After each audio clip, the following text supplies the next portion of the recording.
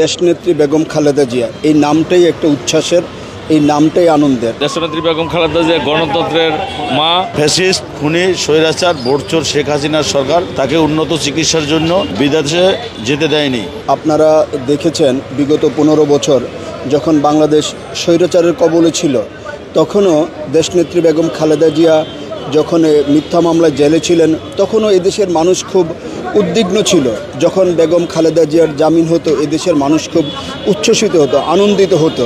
এর একটাই কারণ, দেশনেত্রী বেগম খালেদা জিয়া এপার বাংলা ওপার বাংলা, বিশ্বে বাংলা ভাষাভাষী মানুষের কাছে দেশনেত্রী বেগম খালেদা জিয়া হচ্ছেন বাংলাদেশের নেলসন ম্যান্ডেলা। সুতরাং বাংলাদেশের নেলসন ম্যান্ডেলা যখন চিকিৎসা শেষে বাংলাদেশে আসছেন, তখন এই দেশের মানুষ উচ্ছ্বসিত হবে, আনন্দিত হবে, এটাই স্বাভাবিক এবং হয়েছেও তাই। আপনারা দেখবেন আগামীকাল যখন বাংলাদেশে সময় 10:25 যখন আপসীন দেশনেত্রী বেগম খালেদা জিয়া বাংলাদেশের মাটিতে স্পর্শ করবেন, তখনই আপনারা দেখবেন যারা সাংবাদিকগণ আছেন যে কিভাবে বাংলাদেশের বিভিন্ন অঞ্চল থেকে, বিভিন্ন প্রান্ত থেকে কিভাবে মানুষ ছুটে এসেছে।